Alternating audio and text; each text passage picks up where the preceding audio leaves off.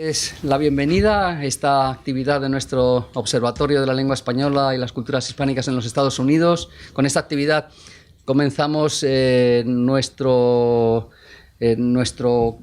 oferta del semestre, del trimestre que comienza ahora en enero y que terminará en el mes de mayo. No es que no hayamos tenido actividad hasta ahora, nos dedicamos, aparte de organizar este tipo de encuentros, también a hacer publicaciones y a hacer estudios que van saliendo poco a poco, y supongo que habrán tenido oportunidad de ir recibiendo noticias sobre nuestras últimas publicaciones. Simplemente quiero darles la bienvenida, decirles que esta es esa primera actividad que va a ser seguida por otras muchas. Vamos a hablar durante este trimestre bastante de poesía, sobre todo de poesía latina y joven.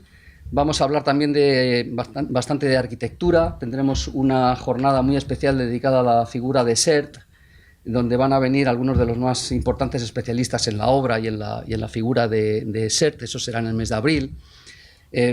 Tendremos actividades relacionadas con el español y con el español como lengua de herencia específicamente. Y en el mes de mayo, los días 11 y 12, tendremos nuestro simposio dedicado a las culturas hispánicas, y que está orientado principalmente a estudiantes que están comenzando sus primeros trabajos o que los tienen en preparación y no encuentran un lugar donde comenzar a hacer sus primeras tablas. Pues ese simposio quiere ser el lugar adecuado para ese tipo de presentaciones. Hasta el mes de finales, casi mediados de mes de marzo, hay posibilidad de presentar trabajos, así es que si conocen a alguien o se animan a presentar algún trabajo para ese simposio, que sepan que van a ser muy bienvenidos. Y en lo que se refiere a este acto, pues aparte de darles la bienvenida y las gracias a todos, quisiera decir que es un acto organizado en colaboración muy estrecha con la Asociación Cultural Española. Y por eso mis primeras palabras que sean de agradecimiento a la asociación, de agradecimiento a Conchita Prada, su anterior presidenta, y de agradecimiento también y bienvenida a la vez a su nueva presidenta, Joanna Keefe. Así es que muchas gracias por esta colaboración. Para nosotros es un honor poder participar en actividades como esta, y me gustaría darle ahora la palabra a la nueva presidenta, Joanna, para que pueda hacer también un saludo. Por favor, Joanna.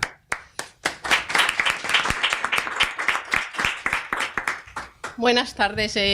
Como ha dicho el director del Instituto Cervantes, Francisco, mi nombre es Joanna Silva Keefe y soy la nueva presidenta de la Asociación Cultural Española, y en nombre de la asociación le quiero dar a todos las gracias por estar aquí, y gracias especiales a Francisco Moreno por hacer que este evento tenga lugar, por la colaboración y la ayuda que hemos recibido. Y también gracias muy especiales a nuestros ponentes invitados, Pavel Khrushchev y Daniel Aguirre, Oteiza. Y bueno, para los que no nos conocen, la misión de la Asociación Cultural Española, ACE, es promover y ampliar el entendimiento y apreciación de España y la cultura española en el área de Boston, organizando eventos educativos y culturales. También quiero agradecerle a Conchita estar aquí hoy, que es nuestra antigua presidenta. Estuvo en la asociación durante 11 años con una ardua labor y bueno, la echaremos de menos, pero estamos muy contentos de que estés aquí. Muchas gracias. Muchas gracias. Bueno, dejamos aquí. Muy bien, pues vamos a comenzar. El título de este encuentro era conversación entre Pavel Khrushchev y Daniel Aguirre, pero hemos retocado un poco la preposición y va a ser entre y con Daniel Aguirre y con Pavel Khrushchev, de tal manera que no van a hablar solo entre ellos, sino que voy a entrometerme para poder orientar esta conversación y poder moderarla mínimamente, y por supuesto dar la oportunidad a todos ustedes de que puedan participar, no solo al final, sino también a lo largo de esta conversación. Vamos a hablar de traducción, porque ya teníamos algo de mala conciencia de no haber organizado más actividades relacionadas con la traducción. Ya saben que la traducción tiene en general mala fama. Si uno quiere garantizar su supervivencia, ya saben lo que tiene que hacer. Tiene que plantar un árbol, tiene que tener un hijo y tiene que escribir un libro. Pues si uno quiere garantizar su insignificancia, casi casi su extinción, lo que tiene que hacer es podar un árbol, tener un sobrino o traducir un libro. Esa es la mala fama que tienen los traductores. Pero evidentemente aquí se trata de poner en valor lo que de bueno y de importante tiene la traducción, de la importancia que ha tenido a lo largo de la historia, no solo porque ha constituido hitos fundamentales en su desarrollo. Bastaría mencionar la importancia que tuvo la traducción de la Biblia por parte de Lutero para el alemán moderno, o de la Biblia del rey James para el inglés, ¿verdad? Por no hablar, y así llevo el asco a mi sardina, de la Biblia poliglota complutense como la principal obra filológica del Renacimiento. Pero aparte de eso, es que podríamos hablar de la importancia de la traducción como proceso semiótico, como proceso comunicativo, como proceso discursivo. Pero tampoco haría falta irnos tan lejos. Es que simplemente con echar una mirada a lo que tenemos alrededor en un contexto bilingüe, pues nos sirve para darnos cuenta de la importancia que tiene el proceso de la traducción. Cuando comenzamos a pensar sobre esta actividad, en fin, uno tiene la tentación de darle vuelta a las teorías de la traducción que se suelen manejar entre los estudiosos, pero creo que las cosas son más sencillas. En general, si se quiere hablar de traducción, uno puede poner el énfasis más en el original, es decir, en la fuente, en el texto original, y hablar de aspectos generales que tienen que ver con la obra y con la fidelidad al original y con las equivalencias buscadas. O si no, pone el énfasis en la figura del traductor como elemento en el cual se da todo ese proceso, un proceso intelectual, pero también es un proceso humano.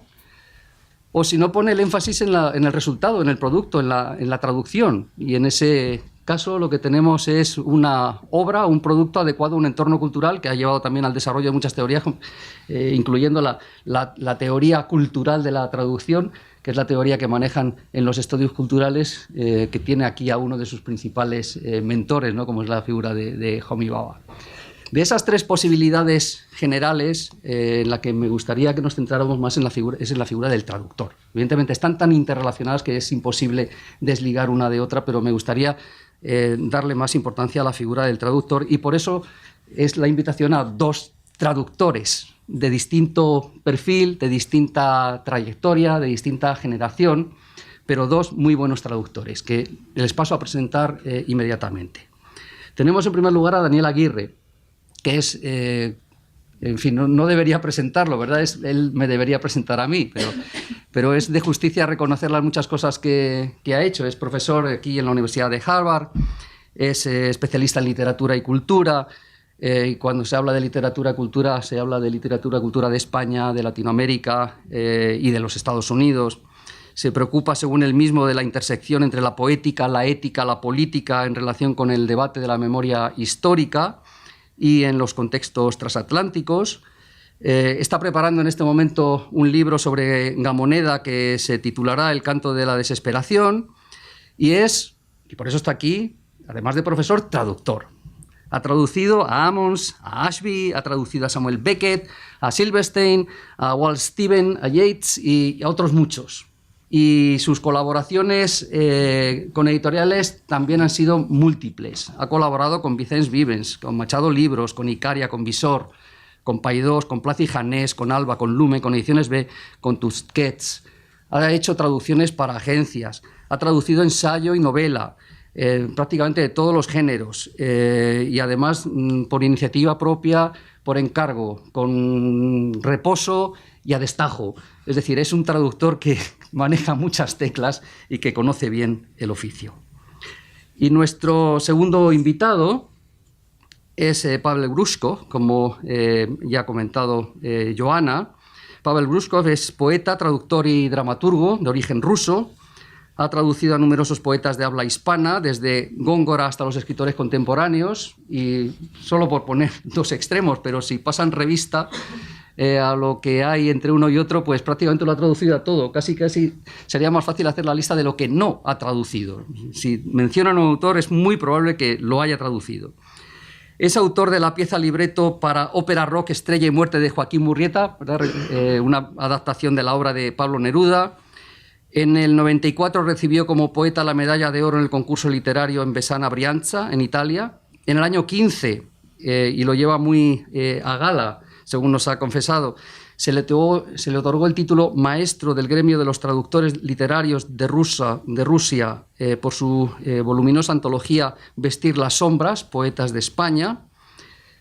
Le dieron el diploma al mejor libro de su género. Fue uno de los fundadores y vicepresidentes de la Asociación de Hispanistas de Rusia y ha sido también profesor.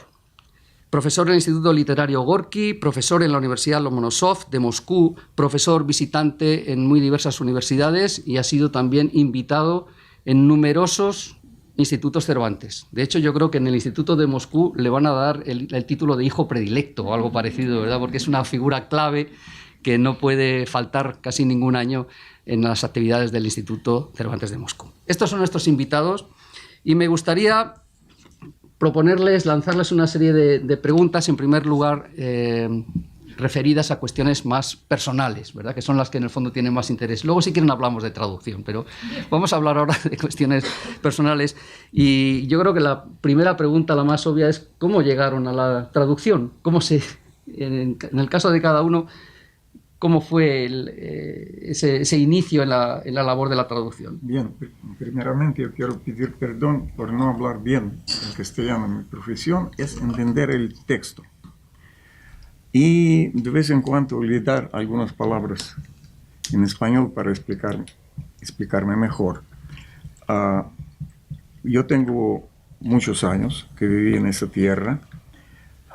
Recuerdo la guerra, la Segunda Guerra Mundial, siendo un niño, ¿no? Y después de la guerra empecé a estudiar en el Instituto de Lenguas Extranjeras de Moscú. Un instituto de grandes raíces, ¿no?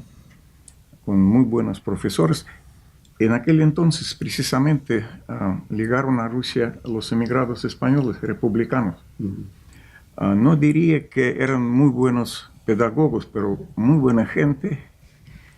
Y empecé a aprender el español. Y en aquel tiempo empecé a leer la poesía, porque ya escribía poemas y publiqué mis primeras traducciones de Pablo Neruda. Después él me mandaba todos sus libros. Yo publiqué en ruso 12 libros completos de él, entre ellos Extravagario. Y a Octavio Paz, los primeros poemas que publiqué en aquel entonces. Y así poco a poco hubo un festival de la juventud mundial en Moscú del año 1957.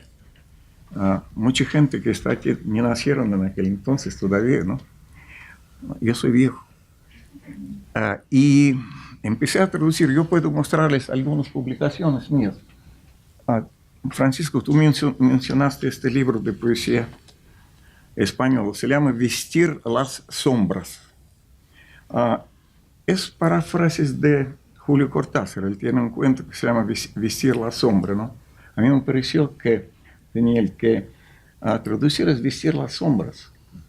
Algo que desaparece y debe aparecer de nuevo en otro idioma.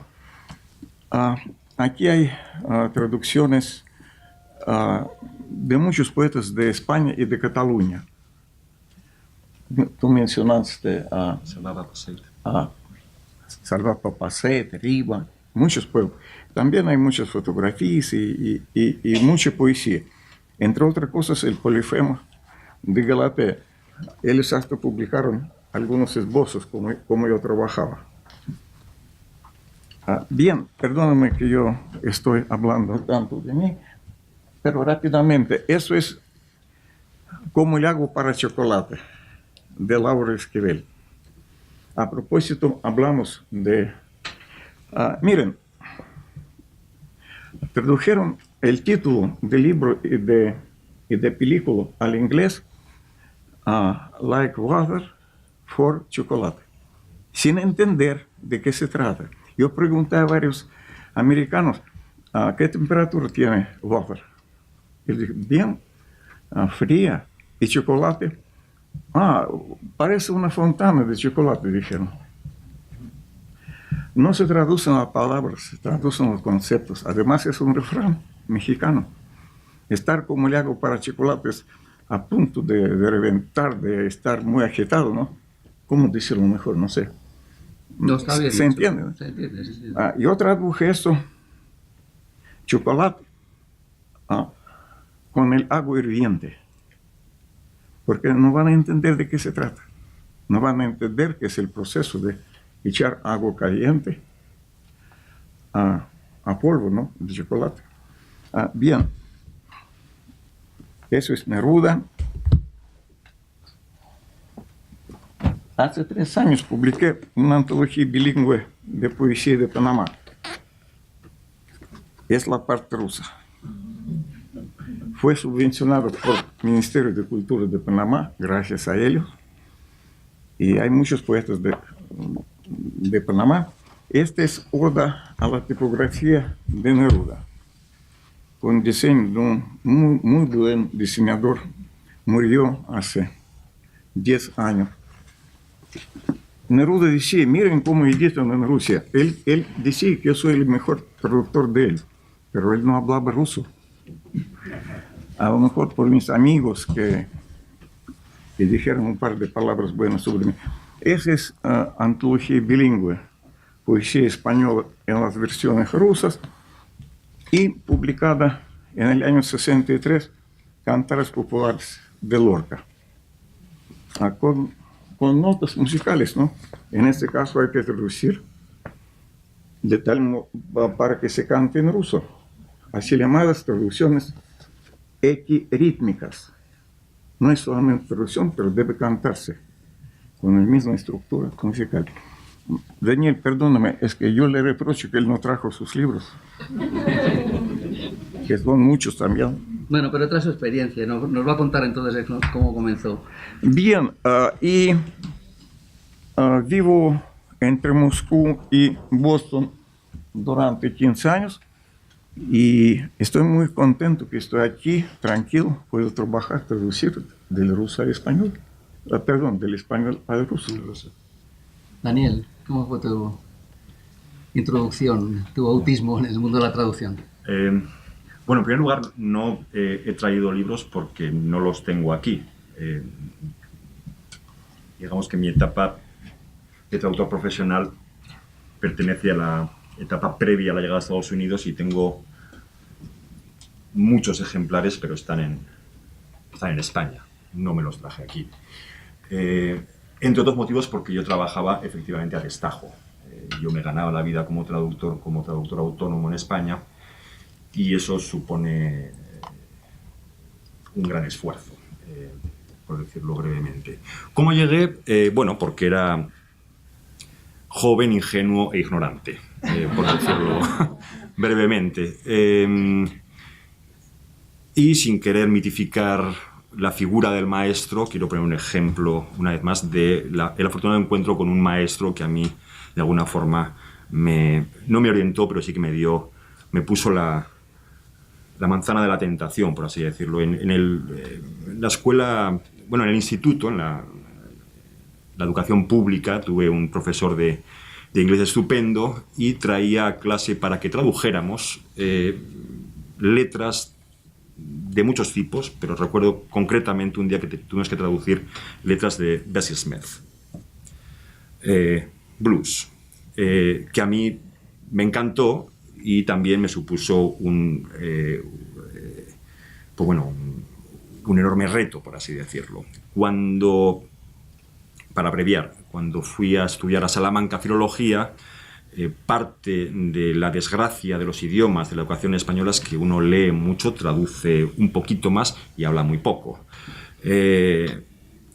Por suerte sí que leímos y tradujimos mucho y lo que tuvimos que traducir, por ejemplo, fue Faulkner. Y entonces la relación entre el blues y Faulkner, digamos que se me hizo muy evidente y como era ingenuo e ignorante, pensé que sería una buena forma de evitar las oposiciones en España y evitar otro tipo de problemas que tiene que afrontar el estudiante de filología, por lo menos en aquella época en España. Así que me fui a Barcelona y, ya que hablabas de emigración, yo tuve la fortuna, creo, de conocer a muchos traductores que llevaban ya unos años en Barcelona, que eran justamente migrantes, sobre todo latinoamericanos, de Perú y Argentina y Uruguay, fundamentalmente, y peruanos. Y eso, digamos que me animó aún más a meterme en ese mundillo, y así acabé siendo traductor, digamos, profesional. Y voy a dejarlo ahí porque el anecdotario es muy amplio. Bueno, entonces, de las múltiples obras que habéis traducido, ¿cuál es, desde vuestro punto de vista, la mejor y cuál la más difícil de las que habéis hecho? ¿Por qué? ¿Cuál es la mejor traducción que has hecho y cuál ha sido la más difícil? Yo no sé. No tiene por qué coincidir, ¿no? La mejor traducción es que se reedita. Hay un soneto de Lope de Vega que él dice que mujer es como si un infierno, ¿no? Recuerdo cómo es en español, se reedita por algo, muchas veces. Se reeditan muchos poemas de Pablo Neruda. Hace poquito se publicó un libro que se llama Agua como mujer, una antología. Entonces incluyeron una traducción mía de Miguel Hernández. Contigo quiero estar junto al mar. No recuerdo textualmente cómo ese es bellísimo poema de Hernández. Lo más difícil es un trabajo que ocupo casi toda mi vida, que yo empecé, como yo te conté, Francisco, empecé a traducir a Soledades de Góngora en el año 63 en Cuba. Yo trabajaba en aquel entonces en una filmación que se llama Soy Cuba, una película muy interesante de aquel entonces, coproducción cubana-soviética, ¿no? Y vino en Navidades del año 63 un barco lleno de vino de España, de vino tinto, de turrones y de libros. ¿Y qué libros? De la editorial Aguilar, si ustedes asocian lo que es en la Bibeldruck, en alemán, Papel Biblia. en papel Biblia. Compré obras completas de Quevedo, de Lope de Vega, de Góngora, un tomito de Aguilar. Y también en aquel entonces Roberto Fernández Retamar, poeta y catedrático cubano, publicó Soledades con traducción literal de Damas Alonso, famoso, ¿no? Y hasta ahora lo hago porque hace poco una editorial de San Petersburgo, que se llama Editorial Iván Limbach, tiene apoyo de España para publicar Soledades en mi traducción. Imagínense. Tremendo problema porque Góngora escribió que yo escribo oscuro para que quien va a descifrarlo con eso complace a sí mismo, ¿no? Él intencionalmente escribía oscuro. ¿Cómo yo puedo no conservar forma? Es una tortura, una tortura. Es de lo que hemos hablado, conservar o no conservar forma traduciendo la poesía.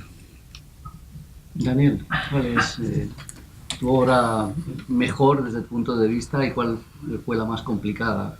¿O está siendo la más complicada? No sé si tengo mucho criterio para juzgar cuál es la mejor, pero sí la que más me satisface, y la que más me satisface suele tener que ver con la dificultad. Pero, al menos por mi experiencia, la dificultad depende de dos circunstancias fundamentales. Una es la dificultad textual, por así decirlo, las complicaciones formales, y al menos en mi caso hay otro tipo de dificultad que es la dificultad circunstancial, por así decirlo. Quiero decir, si uno trabaja a destajo y tiene que ganarse la vida de la traducción, depende muy mucho de las necesidades, los caprichos, las circunstancias editoriales. Y a veces la dificultad de la traducción no consiste tanto en lo que se encuentra uno en el texto, cuanto en las circunstancias que rodean a el hecho de traducir. Entonces yo pienso a veces que las actividades que más me satisfacen son aquellas que supusieron la resolución ante una serie de dificultades que no venían del texto propiamente dicho, sino de las circunstancias. Y las circunstancias editoriales en España, dependiendo de la época, por supuesto, pero pueden ser enormes. Yo recuerdo en concreto, por poner un ejemplo, hay muchos, recuerdo dos traducciones. Una que hice para Ediciones B, cuyo título en español fue El peor viaje del mundo, que son las memorias de uno de los supervivientes de Scott a la Antártida. Es un libro muy largo, es un libro concebido para futuros exploradores, es un libro que de alguna forma también refleja los problemas de muchos exploradores británicos cuando estaba el Imperio Británico en plena decadencia, pero es un libro muy técnico. Y estoy hablando de traducir un libro técnico, y esto también lo hemos comentado antes, cuando no existía Internet. Era un libro de 700 páginas y la editorial tenía prisa en publicarlo. No había Internet. Y cuando hablo de problemas técnicos estoy hablando de la expedición de Scott a la Antártida, estoy hablando de descripción de barcos veleros y barcos de vapor. Estoy hablando de una geografía que no es fácil encontrar en cualquier atlas. Yo vivía en Barcelona, recorrí fácil 7 bibliotecas buscando información de especies, de pingüinos, de clases de barcos de vapor. Uno lee a Conrad y dice, ¿cómo habrán podido traducir las obras de Conrad a ciertos traductores? Bueno, yo me hice esa pregunta repetidas veces con ese libro. En términos geográficos, por ejemplo, en cuanto uno va bajando, está Rodrigo por aquí, creo, Rodrigo del Río, cuando empieza efectivamente a descender hacia la Antártida, uno empieza a encontrarse con que al menos cuando estuve consultando sobre todo la topografía, es difícil encontrar equivalencias unificadas en las traducciones de términos geográficos. Recuerdo el paso por el Círculo Excursionista de Cataluña, donde encontré las mejores referencias para poder traducir. Incluso encontré una versión abreviada de los diarios de Scott a la Antártida. Quiero decir, fue toda una labor de investigación apasionante que evidentemente me dejó más pobre todavía de lo que ya era como traductor y supuso una enorme dificultad. Mis amigos me decían que estaba obsesionado con los pingüinos, era cierto, pasé meses pensando y soñando con pingüinos y me supuso, bueno, pesadillas económicas y de amistades. Un poco pingüino. Un poco pingüino, acabas un poco también sintiéndote identificado. Yo trabajaba en casa, estuve meses con eso y además con, digamos, la presión de la editorial que decía hay que publicarlo. Yo tenía 1000 preguntas de diferentes tipos. Bueno, ese es un ejemplo. Podría poner muchos más de lo que supone trabajar a destajo y aceptar ciertos textos cuando uno no sabe muy bien dónde se está metiendo. Una vez más, la ingenuidad y la ignorancia. Si hablamos de cuestiones textuales, y aquí no voy a entrar en más detalles, yo recuerdo cuando le propuse, y esto fue un problema que me planteé yo a mí mismo, a Lumen, traducir la antología que había ideado Seamus Heaney de la poesía de Yeats. Y, eso hemos hablado antes, me pareció que no tenía ningún sentido hacer una traducción que no atendiera a los problemas formales de métrica y de rima en la poesía de Yeats. Y eso, evidentemente, constituyó un problema formal, textual. Y una dificultad añadida fue que el editor decidió, sin consultarme, cambiar mi traducción. Con lo cual aquí se juntó la dificultad textual, de traducir a Yeats con rima, y la dificultad coyuntural, por así decirlo, de tener que lidiar con el editor que, en un momento de inspiración, decidió, sin consultarme, cambiarme la traducción. Estos son 2 ejemplos de los muchísimos que hay sobre dificultades y eso no sé si tiene que ver mucho con lo mejor, pero... Viene además muy al hilo otra pregunta que es ¿qué técnica tenéis para traducir, si es que se puede hablar de una técnica personal? ¿O se adapta a cada circunstancia? O, bueno, evidentemente no es lo mismo traducir hace 20 años que traducir ahora por las ayudas de Internet, pero si ahora mismo tiene que traducir algo, ¿qué técnica tiene? ¿Alguna técnica personal? ¿Cuál es su estrategia al menos? Internet ayuda mucho. Por ejemplo, las soledades están repletas de cosas relacionados con mitología. Yo recuerdo que, por ejemplo, tú tenías que averiguar sobre los pingüinos, yo tenía que averiguar sobre los pájaros de rapiña, que Góngora describe una avalancha de la gente con los pájaros de rapiña. Perdón, a lo mejor se entiende lo que digo. Sí, la parte, sí, sí. Entonces son distintos, bajarí, otro y tercero, y en Rusia son palabras más largas. Una palabra, bajarí, es teterevятник. Hay que meterlo todo que coincida.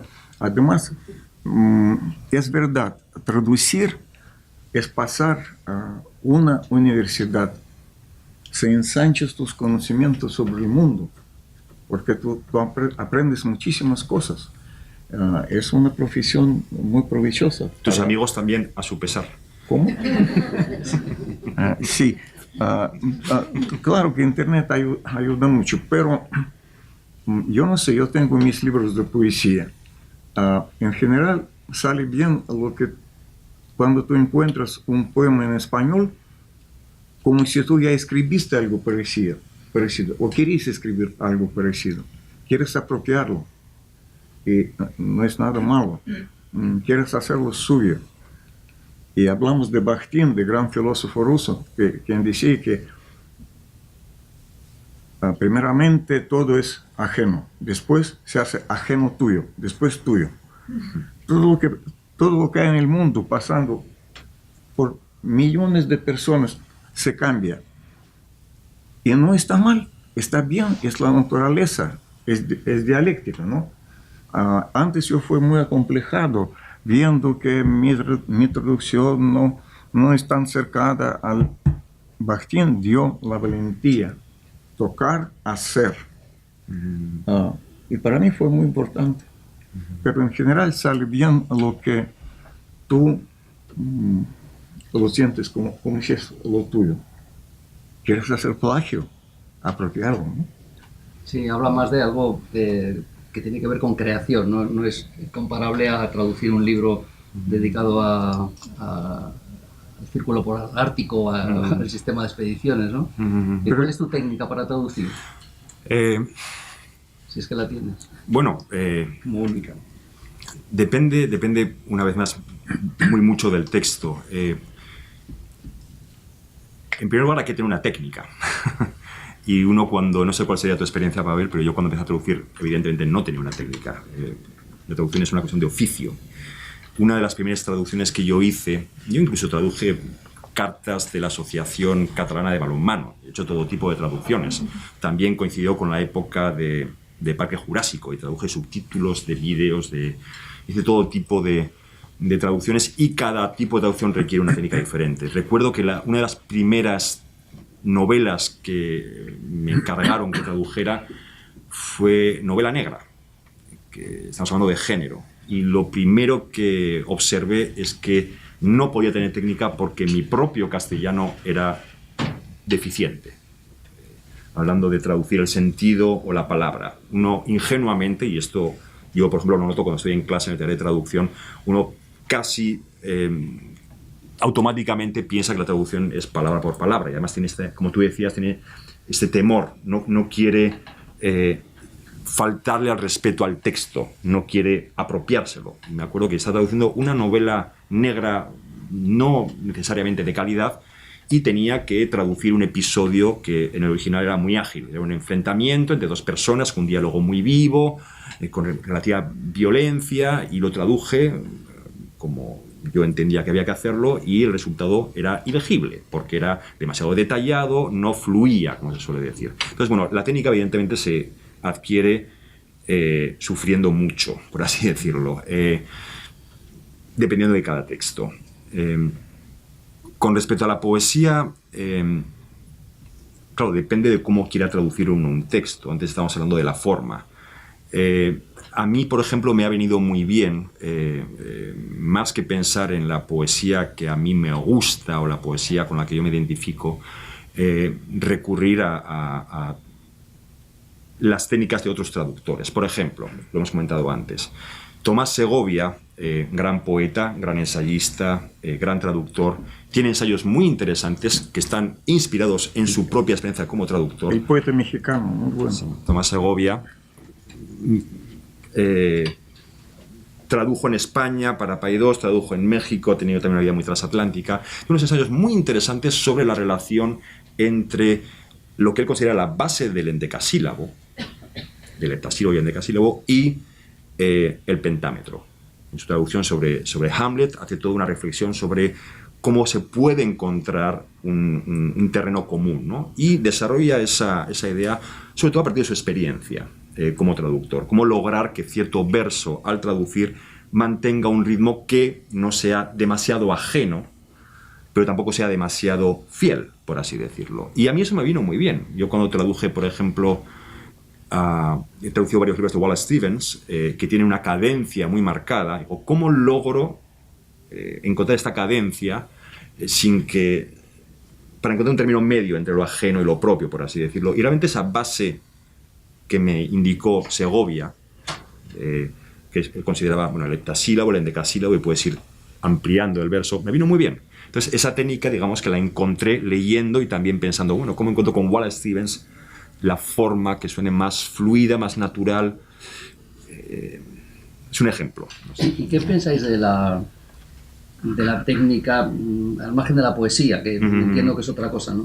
De la técnica de volcar un texto en internet, conseguir una traducción en bruto y empezar a trabajar a partir de una traducción automática? Lo digo porque es una realidad. En el Instituto Cervantes hay una plataforma que tiene traductores.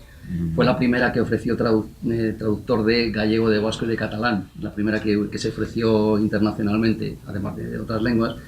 Y el inglés tiene una cantidad de descargas de millones que es bestial, ¿no? Es nada comparable a las demás lenguas. Cosa que puedes pensar que es natural debido a la importancia internacional del inglés, pero es que descubrimos que era una herramienta utilizada sistemáticamente por los traductores de todo tipo. ¿Cómo se percibe ese uso de Internet como un elemento clave en la traducción, en el proceso? Internet ayuda mucho. Yo quiero decir que mi generación de los años 60, los jóvenes poetas y traductores que ingresaron en la vida, en la literatura, es que muy buenos traductores de literatura hispánica no oían y no concebían el verso español. Él no oían la rima sonante. Ellos no oían la rima monorim en los romances. Entonces escribían como verso blanco, ¿no? Sin rima. Entonces nosotros como cachorros nuevos no querían, nosotros queríamos ser mejor que ellos. Fue un combate entre la nueva generación de los traductores y la escuela anterior. No solamente en español, sino Eugenio Solonovich, gran traductor del italiano, Mikushevich, del inglés, Andrei Sergeyev, que tradujo a todo Robert Frost, ¿no? Hicimos un esfuerzo de renovar el arte de la traducción. Internet, quiero confesar también lo siguiente. Yo tengo la mejor biblioteca de poesía americana que tiene cualquier de ustedes. Perdónme, a lo mejor los ofendo. Como loco estoy comprando en las librerías de uso, ¿no? En second hand. Libros que costaban $50, ahora cuestan $2. Tengo muy buena biblioteca porque todos esos poetas, yo lo siento, a muchos traducía y fueron publicados. Por ejemplo, hace poco salió gran antología de poesía Beat. Me encargan, con todo que yo soy hispanista, pero para entender lo que pasa en los textos de poesía americana, en internet yo busco las traducciones del inglés al español. Son malísimas, pero muy buenas para mí porque son traducciones literales. Me explican todo lo que pasa en el texto. Y luchar con la forma yo puedo muy bien. Entonces, gracias a los traductores malos del inglés al español que me ayudan a penetrar muy profundamente a los textos. Hemos pactado esto antes, ¿eh? Está todo bien, ¿no? No lo digan a nadie. Todos piensan que yo manejo muy bien el inglés. Porque yo soy traductor de Oden. Lo quiero mucho. Por ejemplo, este poema de él en el Museo de Bellas Artes, con Bruegel, el viejo, ¿no? Describe. Hasta ahora no pude buscar un caballo que con esa parte de atrás está junto a un árbol. Yo no recuerdo cómo fue, ¿no? Pero Ícaro que cae, ¿no? Ese pobrecito muchacho con la piel que aparece en el agua y nadie lo ve, ¿no?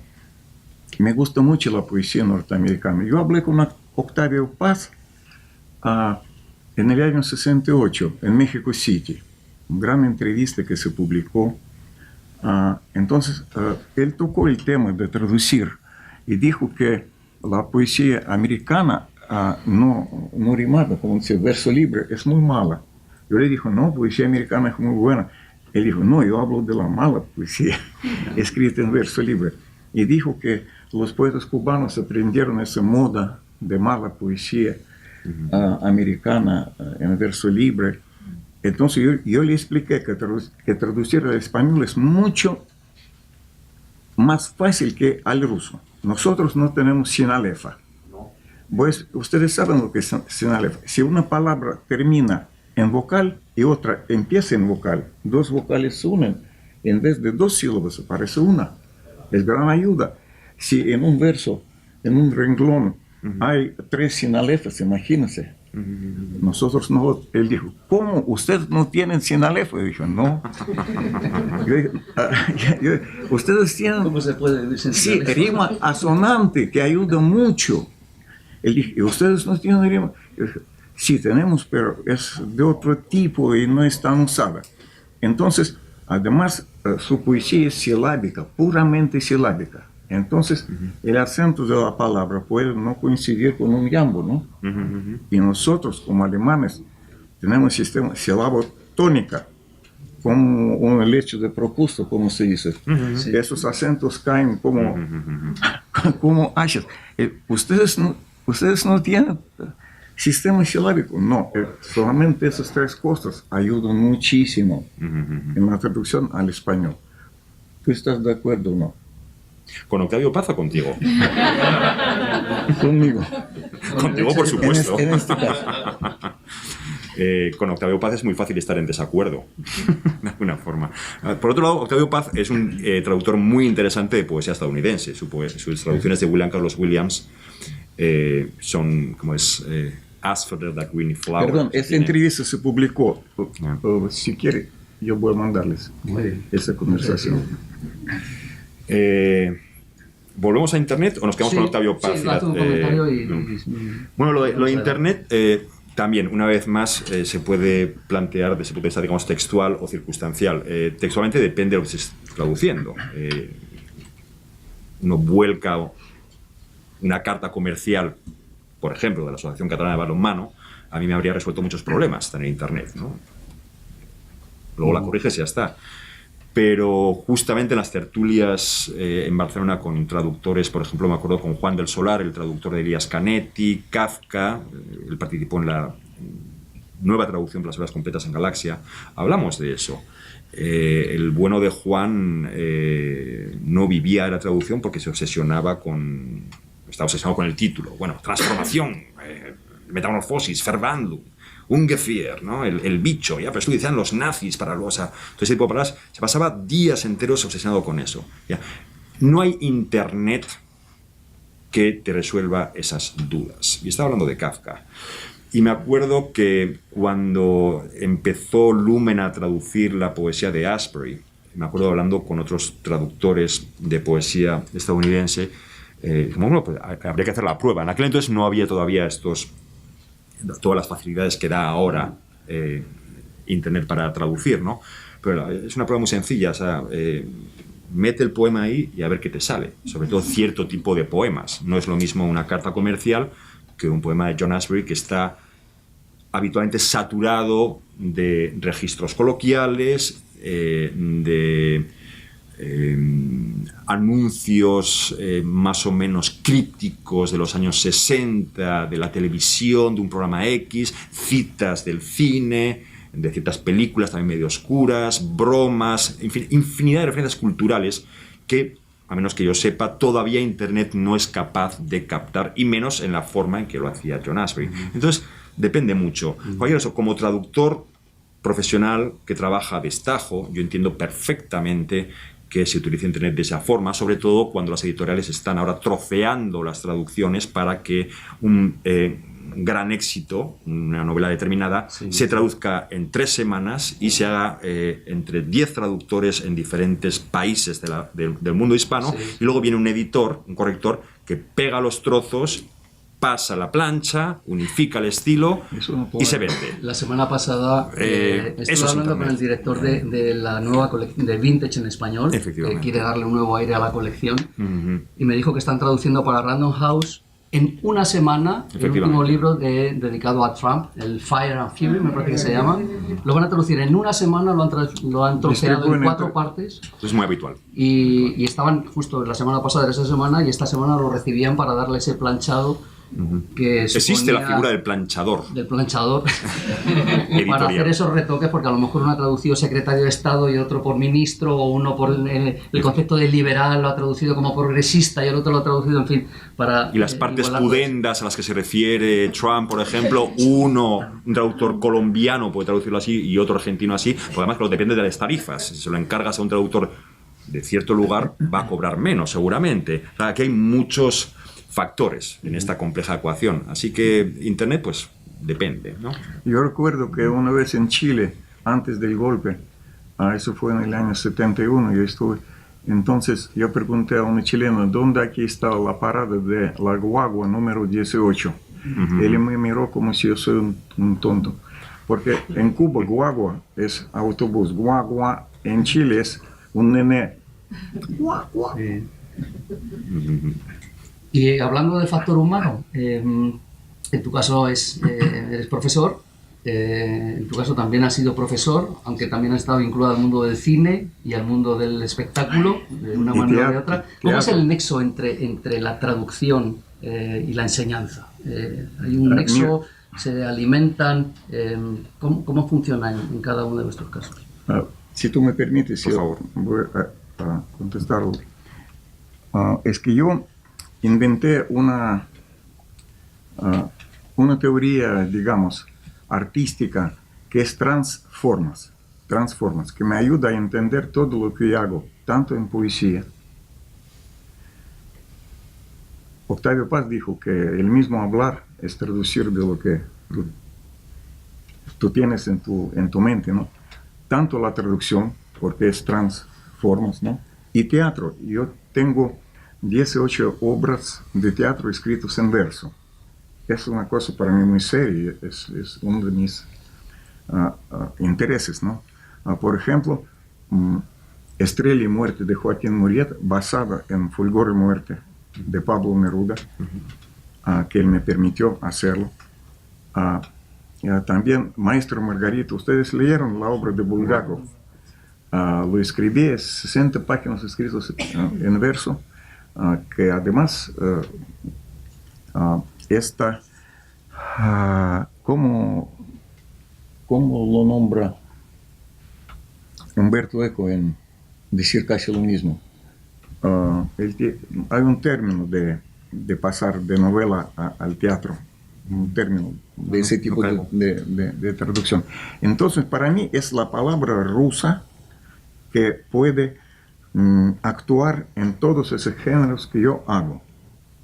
Es el mismo proceso, Si tú preguntaste sobre esto, Francisco, y si pareces que yo entendí bien tu pregunta, para mí es una cosa sólida, tanto mi poesía como mi teatro en poesía, como la traducción. ¿Y la enseñanza? ¿Juega algún...? Enseñanza, antes sí, pero eso fue seminario, no tanto teoría. Yo soy guerrillero en la literatura. con todo que tengo varios trabajos científicos sobre teoría de... Pero me gusta actuar, me gusta tener texto en las manos. Y me permitieron trabajar como en el taller, en los asuntos de la traducción. Con todo que recuerdas a muchos teóricos de la traducción y filósofos y grandes poetas. Por ejemplo, Jiménez tiene una obra que se publicó hace 20 años que se llama Ideología. Todos con J, no ideología con J. Entonces hay muchas opiniones de él, aforismos de él sobre distintas cosas relacionadas con las letras y con la traducción también. Pues como decíamos, la traducción de Jiménez tiene una enorme deuda con Zenobia Camprubí, porque sin Zenobia me parece que el pobre Juan Ramón... Y los poetas españoles tan lindos son sus esposas. La esposa del pobre Miguel Hernández, qué belleza, qué belleza. Por el caso de Neruda, digo. Bueno, y en tu caso, ¿cómo es ese la enseñanza. Es que habría tanto que decir. Yo ofrezco un taller de traducción todos los años. Y por dónde empezar, a mí me supone una enorme satisfacción ese taller, porque es realmente un trabajo de taller en colaboración y porque nunca dejas de aprender. Esto suena también un poco un tópico, pero es cierto que es una de esas situaciones en el aula en la que están continuamente pasando cosas. Lo que a mí me produce más satisfacción, la mejor traducción en este caso, en el ambiente docente, es cuando noto que los estudiantes dan un paso y logran comprender que un traductor no es un diccionario, que es un error en el que todos hemos caído. Tú eres traductor. ¿Cómo se dice esto, no? Es como eres un walking word reference, de alguna forma, ¿no? Y como decía, creo que uno de los traductores de Adorno decía, no, el traductor es quien sabe qué palabra no poner. O sea, no es lo mismo que qué palabra poner. Bueno, el estudiante habitualmente, cuando le preguntas cómo se traduce esto, dice, boom. Y es la primera acepción en el diccionario, que suele ser word reference. ¿Quién sabe lo que él no sabe? Para buscarlo. Claro, está estrechamente relacionado. Bueno, cuando los estudiantes dan el salto y se dan cuenta de que traducir no consiste en simplemente darle a la tecla o abrir el diccionario y decir, significa esto, ahí ya el asunto empieza a carburar, por así decirlo. Y una piedra de toque en el taller, una forma de empezar a dar ese salto, es preguntar lisa y llanamente, ¿cómo traducimos pueblo? Una palabra supuestamente tan común. Como tú decías, claro, no se traducen palabras, se traducen los sentidos. Y si hay una palabra difícil de traducir, es la palabra pueblo. Al menos en textos españoles, que es lo que yo más manejo, justamente porque para traducir sentidos uno tiene que acotar su campo de acción, por así decirlo. Yo no puedo decir con mucha seguridad qué connotaciones tiene la palabra pueblo en determinados textos, por ejemplo, ya que hablamos en Chile, no sé. Pero soy muy consciente de, por ejemplo, las connotaciones que podía tener la palabra pueblo cuando decía mi padre, mañana me voy al pueblo. Navarro, de su época, y cuando mi madre respondía, pues vete al pueblo, por ejemplo. Nota al calce. A todo esto, lo de Aguirre Oteiza es culpa de la traducción, es culpa de la relación de la traducción con la familia. Mi primera traducción publicada apareció con el nombre Daniel Aguirre, y mi tía Ana dijo, ¿cómo es posible que no aparezca Oteiza? Hablando del reconocimiento del traductor. El reconocimiento del traductor no es el del traductor, es el de la familia del traductor, que detesta al traductor por la obsesión con los pingüinos, pero luego quiere ver el nombre en la portada. Entonces, Aguirre Oteiza viene de ahí. Es una broma bastante seria, ¿eh? Cualquier caso, la palabra pueblo, puedo poner muchos ejemplos, tiene muchísimas connotaciones que evidentemente solo se pueden explicar en contexto. Y ese ejercicio en en el taller de traducción da muchísimo juego, muchísimo juego. Y por eso creo que la docencia es uno de los lugares donde más satisfecho se puede sentir uno. También porque traduce en grupo. Y los estudiantes suelen ser bastante respetuosos. Yo he traducido en grupo la obra de Beckett, que se publicó, uno de los últimos textos de Samuel Beckett, lo hice en grupo, y ahí gané y perdí amigos. Entonces, si uno traduce en grupo, mejor hacerlo con estudiantes, mientras se mantengan el respeto, porque no sé si has traducido tú en grupo, pero eso es una experiencia a veces traumática. Pues si pasamos de lo personal a lo que tiene que ver con la figura del traductor, más general, hablaba al principio de la mala fama o la falta de reconocimiento que tiene. Hay una afirmación que hace un colega mío de Alcalá, que se llama Joaquín Rubio, que es traductor también, sobre todo en literatura medieval, que repite además algo que se dice mucho entre los traductores en España, que es que dice que el traductor es un monje, porque hace votos tácitos de castidad, pobreza y obediencia, con una obligación de fidelidad al original para no ser tildado de traidor por lo del traductore, traditore, ¿verdad? Pero lo de la pobreza no está tan descaminado, ¿verdad? Hacer votos de pobreza, porque no sé si... Bueno, a lo mejor es inmensamente rico. Y no yo aquí traigo muchos aforismos sobre la traducción, pero no voy a gastar el tiempo para eso. Okay. Es precisamente tantas opiniones, tantas metáforas humorísticas y series demuestran qué interesante, qué profundo, qué mítico es esa profesión. Casi no existen otras profesiones que tienen tantos modos de ver, yo no sé si me explico. Una vez, parece que fue en Granada, yo asistía a la última clase de los traductores, en la facultad de los traductores. Entonces los maestros solamente explicaron a estudiantes que terminaban, ¿no?, a cómo buscar mejor el trabajo. Yo pregunté, ¿hay entre ustedes poetas? Entonces dos manos así, muy tiritadas, así, se levantaron. ¿Por qué no prueban traducir novelas, poemas? Es muy interesante. Parece que bien que en los estudiantes de esas facultades solamente quieren enseñar cómo buscar mejor el trabajo, que aprender este arte de la traducción literaria, ¿no? Me pregunto si serán más o menos ingenuos e ignorantes en España, no sé. ¿Tú me permites mostrar traducción de un poema de Jiménez? Yo he traído para... Sí, claro. Miren, es el poeta a caballo, a lo mejor recuerden este poema.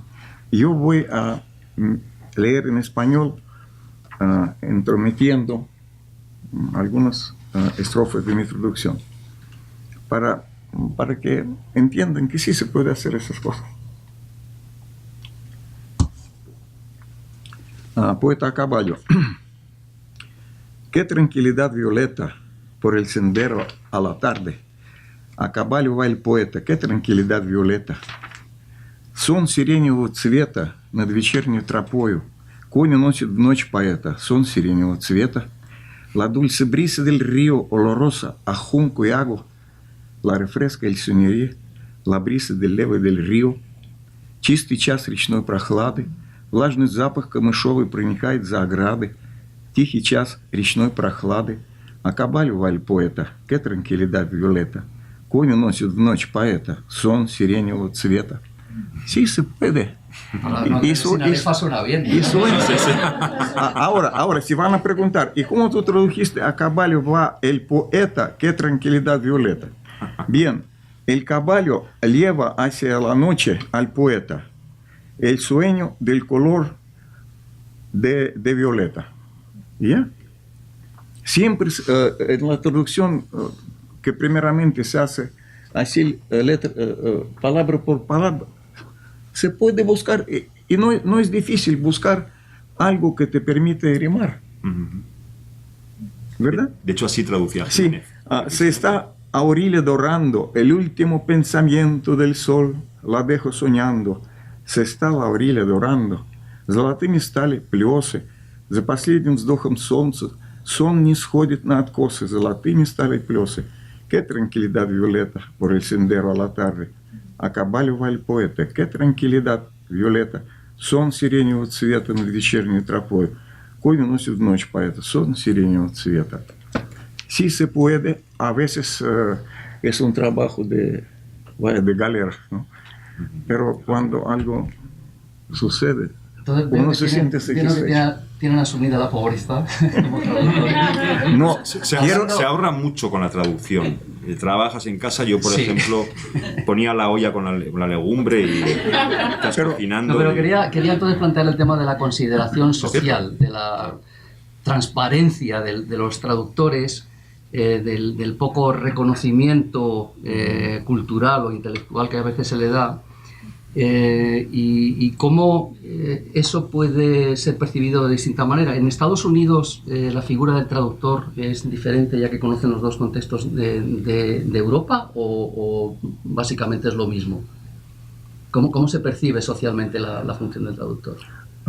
Quiero decir que en Rusia estiman mucho a los traductores. Claro que no se paga mucho, pero durante el poder soviético se pagaba muy bien, pero muy bien. Como si el Estado dice, no estén en contra de nosotros y vamos a pagar bien a ustedes. Fue una corrupción, de cierto modo, pero pagaba muy bien, muy bien. Por ejemplo, este libro, la tirada de este libro es 50.000 ejemplares, poesía española en Rusia. Grandes tirajes. Y a traductores pagaban por cada renglón. 200 renglones, entonces por un renglón 3 rublos, aumentas a 200 renglones, pagaban muy bien. Ahora no, ya todo se cambió. En Rusia. ¿Qué? ¿Cuánto valía el libro en el mercado? Valía muy poco, muy poco. Los precios muy módicos. 2 rublos 80 kopecks rusos, que fueron menos de $3 un ejemplar. ¿Tú ves alguna diferencia entre la percepción de la figura del traductor en Rusia y en Estados Unidos y en Europa, incluida Rusia? Yo solo conozco el caso de España, el de Estados Unidos solo lo conozco hasta cierto punto, pero más allá de los lugares creo que también depende muy mucho del tipo de traducción. Traducir poesía habitualmente, al menos en Estados Unidos, tiene una consideración determinada. La traducción a destajo tiene otro tipo de consideración, la de la novela, la del ensayo, depende mucho. En cualquier caso, creo que, puestos a generalizar, y por acercarme al caso que más conozco, que es el de España, más allá de ciertos egos que siempre están al margen de la actividad, entre los traductores con los que me he tratado y me sigo tratando, el reconocimiento consiste en una cosa muy concreta, que es el reconocimiento legal. En España el traductor es legalmente autor, pero es una cosa muy reciente. Hay una asociación de traductores, ahora hay, desde hace ya un tiempo, pero hay un contrato tipo, y todo esto es muy importante porque, sobre todo con la evolución que han seguido las editoriales, la tendencia siempre a, desde luego, a minorar gastos, trocear la traducción, pagar cada vez menos. Ahora, con la concentración industrial, está Random House, está Planeta, se paga aún peor que antes. Ahora solo una ventanilla, por así decirlo, para ir a buscar traducciones, antes había muchas más. Entonces la protección legal es fundamental, porque está bien que una traducción esté más o menos subvencionada o que tenga una tirada determinada, pero si no hay protección legal, apaga y vámonos. Un caso clásico es la traducción del Señor de los Anillos, que no se hizo sin contrato, fue una traducción multimillonaria, es decir, lo que produjo, y la traductora no dio prácticamente nada de ese dinero. Entonces, bueno, está muy bien que salga tu apellido o tus dos apellidos en la portada para que tu tía esté contenta, pero evidentemente si no hay una protección legal, bueno, y prestige, que se dice, si es que llega a ser prestigioso, pero creo que, al menos por mi experiencia con otros traductores, depende en gran medida de la protección legal, que es un tema muy delicado. Aquí, por ejemplo, muchos traductores tienen agentes en Estados Unidos. En España eso es casi impensable, ¿no? En España hay un libro blanco de la traducción. Aquí, que yo sepa, no. En España hay más asociación, como en Francia. Hay una tradición de asociaciones y de sindicatos incluso.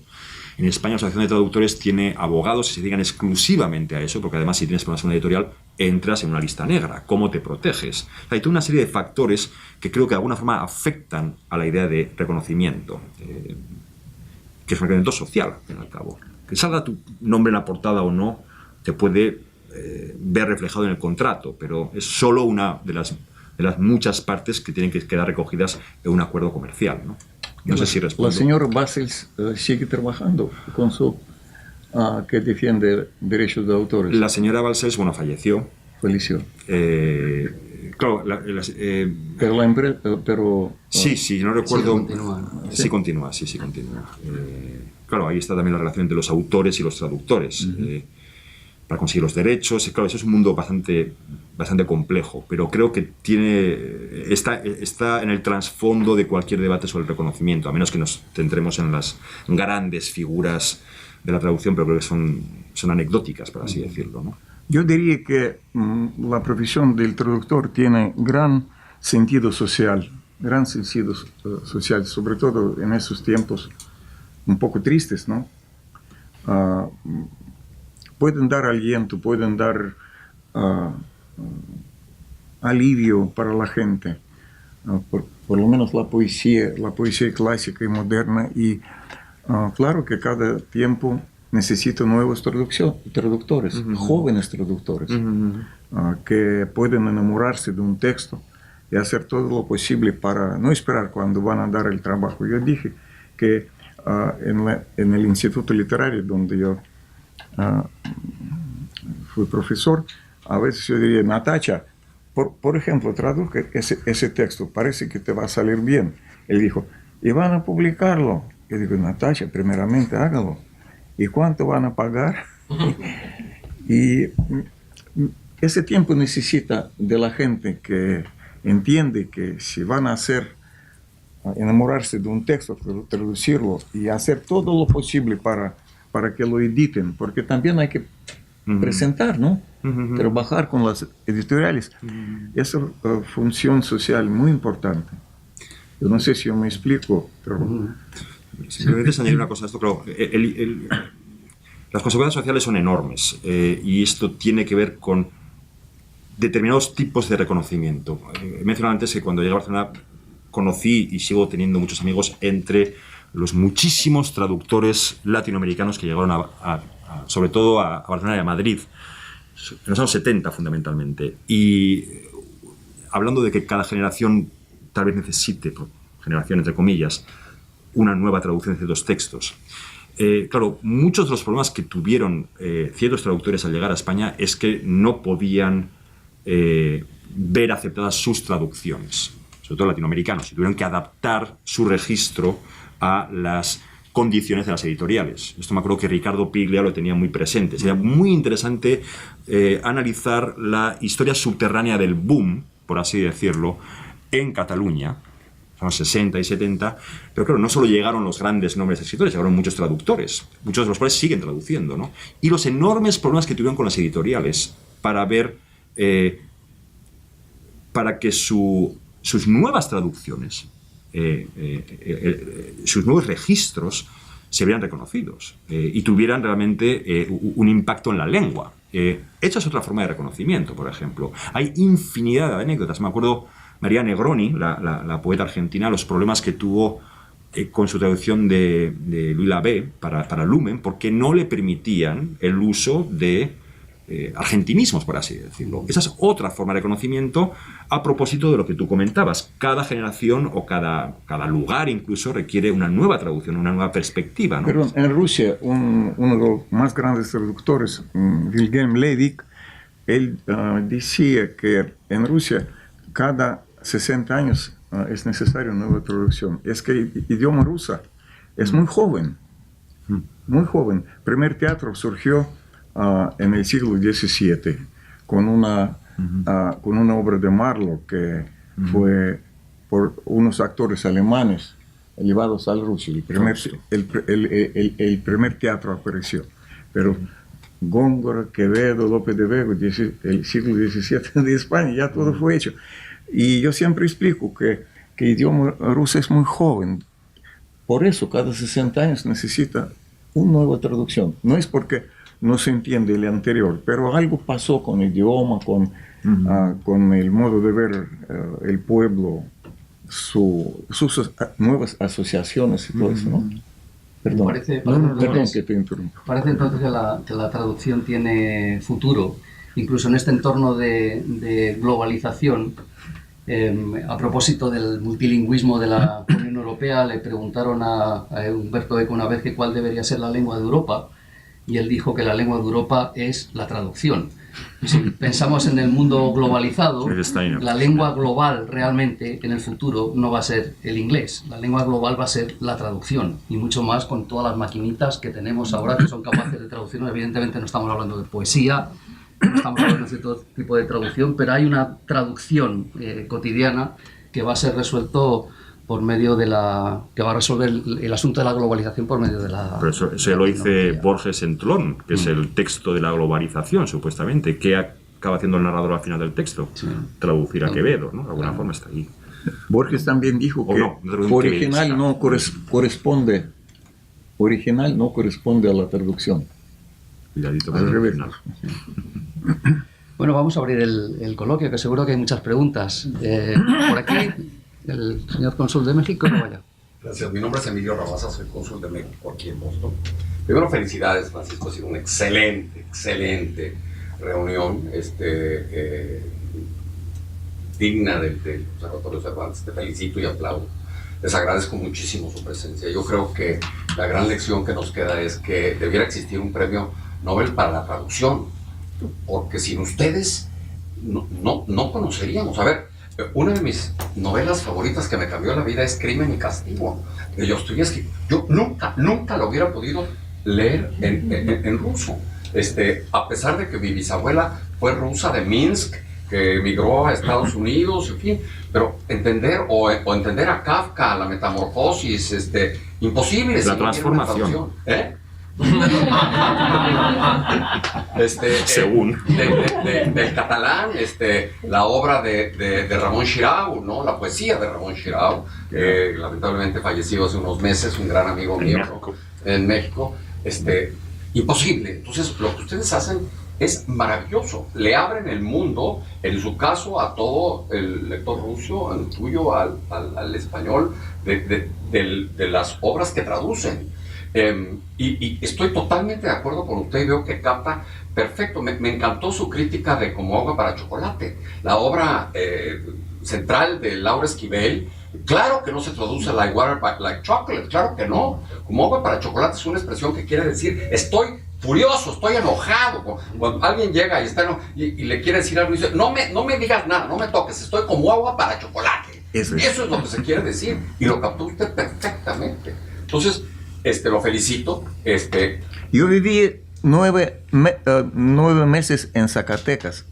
Ahí va mi siguiente pregunta. Para poder entender esto, yo me imagino que ustedes tienen que haber no nada más conocido la otra lengua, sino incluso conocido la historia, la cultura del otro país, porque entender, por ejemplo, qué significa en Como agua para chocolate la cocina en la cultura mexicana, pues solamente casi viviendo en México y comiendo el mole y comiendo lo que propone ella en su libro, que acaba de sacar, por cierto, otro, Mi Negro Pasado, que le recomiendo mucho.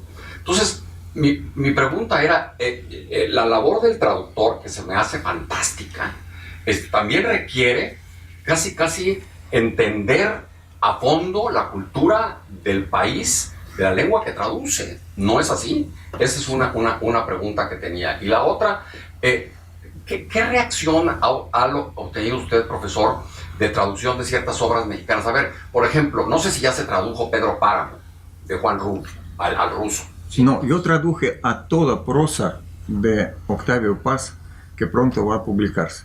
Bueno, porque a mí me parece inentendible. Si para los mexicanos muchos poemas de él requiere un traductor en español, ahora para el ruso y la mentalidad rusa y la cultura rusa. No, Pedro Páramo fue muy bien traducido por otros traductores. ¿Y cómo fue recibido? ¿Cómo es recibido? Muy bien, ¿cómo no? Muy bien. ¿Es comprendida la cultura mexicana? No? Claro. Por ejemplo, como agua para chocolate. No, es que tenemos un libro que se publicó, poesía popular, con Cielito Lindo. Yo traduje Cielito Lindo, puedo cantarle si quiere con eso. Es así llamadas traducciones equirítmicas, donde si es relacionado con música, o adiós muchachos compañeros de mi vida. Adiós muchachos compañeros. También lo traduje, se puede cantar en ruso. Lo de México. Yo estuve en México 6 veces, un par de veces en delegaciones de escritores rusos, y obtuvo una beca para traducir a López Velarde. Precisamente viví en Zacatecas, porque muy cerquita hay Jerez de la Frontera, sí, claro. No español sino mexicano, la patria de López Velarde, ¿no? Y yo vivía en una casa muy pobre. Estoy feliz de vivir, no en hoteles por falta de dinero, ¿no?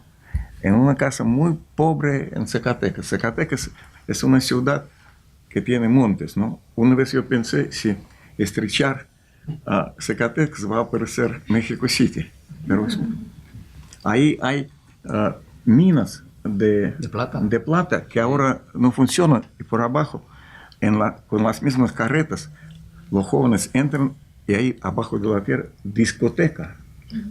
Y un funicular que pasa de un monte a otro. Y la Plaza de Toros es un restaurante. Yo no tengo... Sí, ¿no? uno de los más caros hoteles.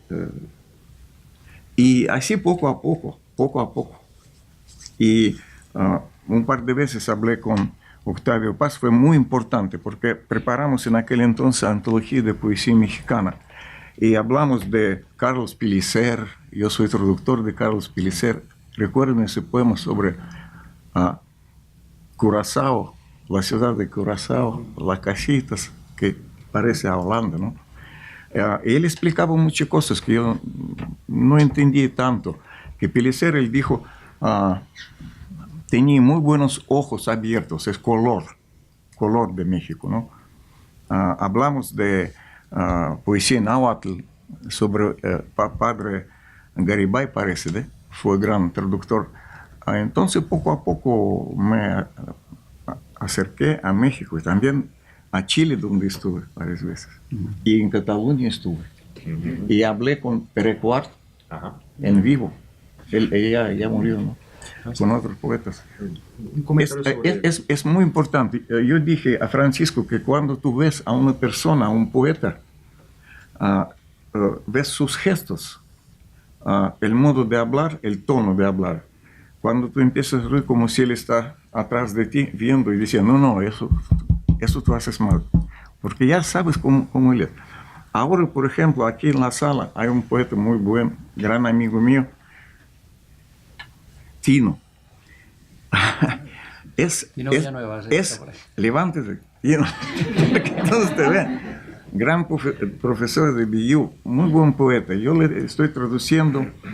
Ahora, hace poco él escribió el libro de Así dijo Penélope. Y estoy descifrando muchas cosas que yo no entiendo. Y yo te dije que los mejores libros de mi biblioteca son libros todos ensuciados con apuntes cuando hablaba con los poetas, ¿no? Ahora tu Penélope, Tino, está lleno de... Entonces es muy importante hablar. Es poesía chicana. Hay poetas chicanos, hay cultura chicana. Con todo que Tino es Villanueva, es un poeta americano, ¿no? Escribe en inglés, pero también en español.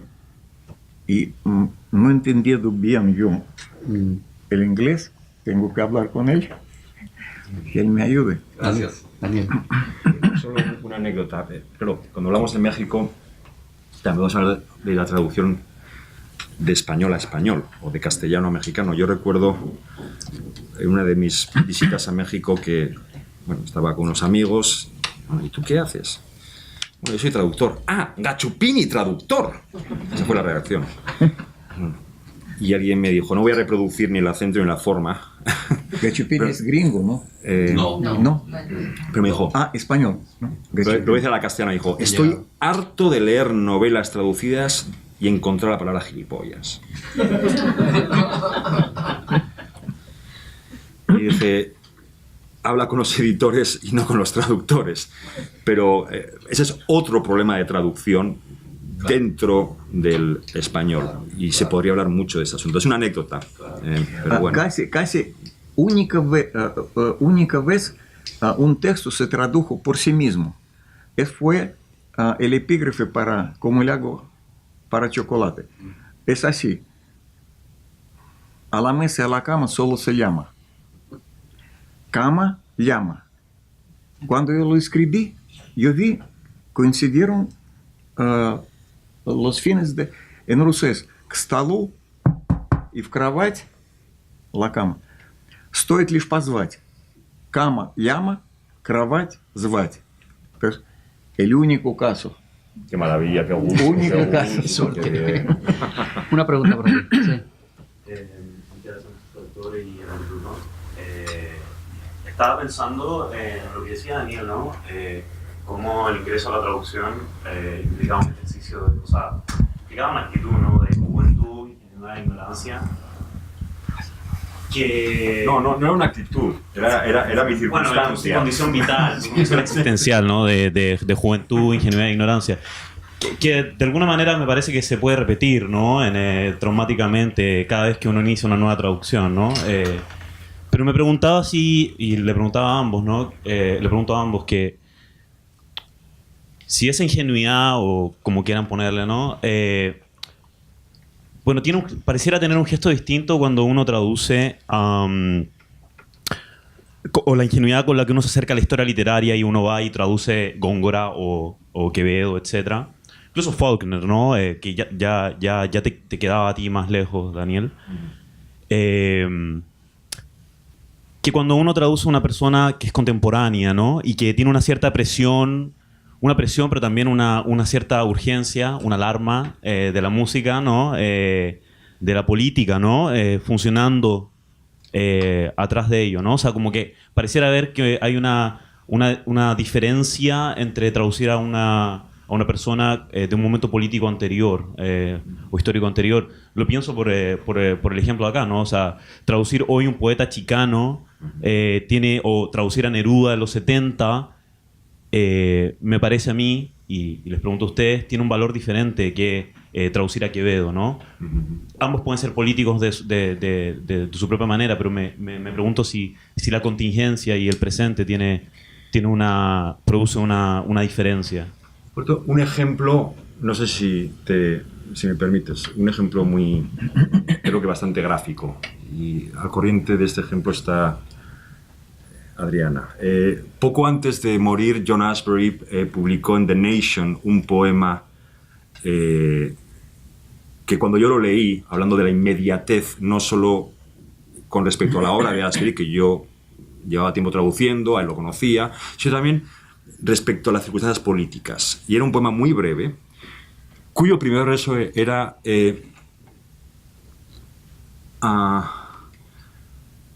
For 4 years of an erection. 4 años de erección.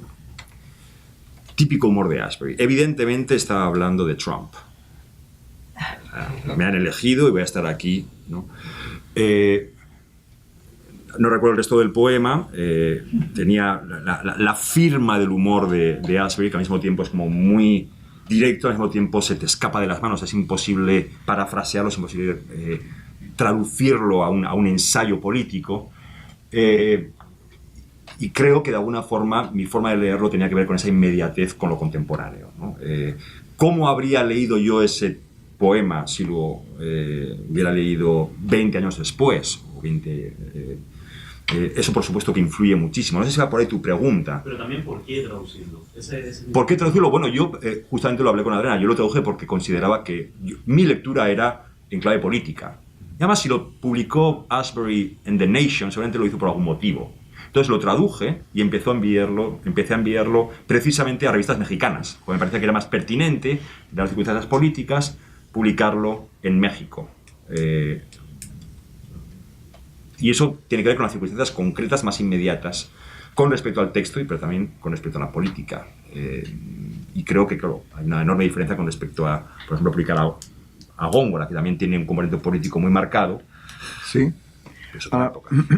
Por ejemplo, yo publiqué muchos poemas de Neruda, traduje sin publicarlo porque no querían publicarlo en aquel entonces, porque había unas coincidencias políticas con todo que fue poeta comunista, ¿no? En Extravagario él tiene, vamos a decir la verdad al fin y al cabo, que nunca estuvimos de acuerdo con... entonces, decir la verdad, verdad se llamaba el periódico del Comité Central, Pravda en ruso. Entonces había muchas asociaciones con aquel tiempo. Y ahora yo pienso que yo escogí ese precisamente para, de cierto modo, oponer algunas cosas que había. Yo nunca fui antisoviético, pero a mí me parece que todo el arte de traducción fue antisoviético. Muchas cosas no se publicaban, porque, por ejemplo, Cortázar nunca visitó a Rusia porque su esposo fue lituano, ¿no? De Lituania. Grandes escritores que querían visitar a Rusia no podían visitarlo. Muchos libros no se publicaban. No publicaban a Lezama Lima, por ejemplo, gran poeta cubana. Había gente que siempre se comunicaba con el Comité Central, fueron con chivatos, diciendo que no, a este no hay que publicar, a este latinoamericano no, porque vieron algunos pasajes en sus textos que a lo mejor no fueron antisoviéticos, pero fue una profesión de la gente que fueron responsables por las letras extranjeras. A veces no fue fácil. Yo tengo muchas cosas todavía no publicadas, no por eso, porque olvidaba. Y lo de Góngora, él, como usted sabe, escribía en muchos idiomas. Le llamaron Jerigóngora, del francés, del latín, del griego. Entonces, esa mezcla, eso fue una cosa, una revolución. Lo que vieron como algo novedoso, ahora es habitual. Él transformó el idioma, ¿no? ¿Qué tengo que hacer yo? Si a latín muy lejos de Rusia, ¿no? Pero teníamos así llamado antiguo ruso. Por ejemplo, la palabra ojo tiene 3 o 4 sinónimos, pero que pertenecen al idioma eclesiástico ruso, antiguo idioma ruso, ojo, глаз, зрак. Entonces, mezclando esas cosas, apareció cierta jerigóngora en ruso, ¿no? Yo lo expliqué en un artículo cuando publiqué completo el Polifemo y Galatea. Yo pienso que asocian como una obra antigua, leyendo mi traducción. Poetas modernos, claro que tienen otro lenguaje, ¿no? Pero es muy difícil. Casi siempre se puede adivinar a quién pertenece una traducción, porque cada poeta tiene su estilo, ¿no? Sí.